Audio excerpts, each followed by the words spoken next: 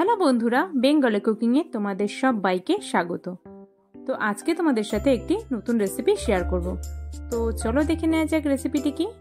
আজকের আমাদের রেসিপিতে ছিল কুমড়ো, আলু ও ডালের বড়ি দিয়ে রুই মাছের ঝোল। তো তার জন্য প্রথমে আমরা রুই মাছগুলোকে নুন, হলুদ ও লঙ্কার গুঁড়ো দিয়ে খুব ভালো করে মাখিয়ে নিয়েছিলাম।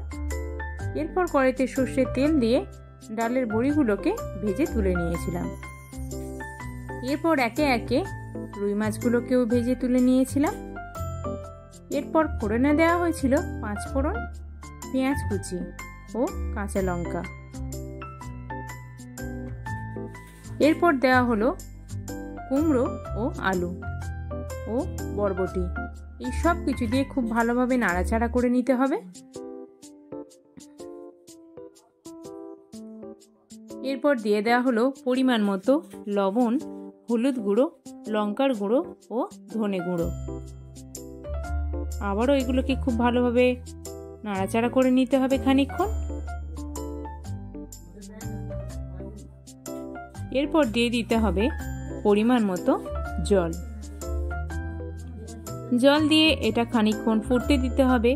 সবজিগুলো সব সিদ্ধ হয়ে এলে আগে থেকে ভেজে রাখা ডালের বড়িও দিয়ে দিতে হবে। এরপর দিয়ে দেওয়া হলো ভেজে রাখা রুই মাছ। মাছগুলো দিয়েও খানিকক্ষণ তরকারিটা ফুটতে দিতে হবে। এরপর দিয়ে দেওয়া হলো জিরে বাটনা। জিরে বাটা দিলে তরকারির স্বাদ কিন্তু একটু অসাধারণই লাগে। তো এই ছিল আমাদের আজকের রেসিপি, কুমড়ো, আলু ও ডালের বড়ি দিয়ে রুই মাছের ঝোল। তো কেমন লাগলো এই রেসিপিটি অবশ্যই কিন্তু কমেন্টে জানাবে। আর ভালো লাগলে রেসিপিটিতে একটি লাইক করে দিও। আর হ্যাঁ, আমাদের চ্যানেল নতুন হলে চ্যানেলটিতে সাবস্ক্রাইব করতে ভুলো না কিন্তু। আর রান্নাটিকে অনেক অনেক শেয়ার করে দিও।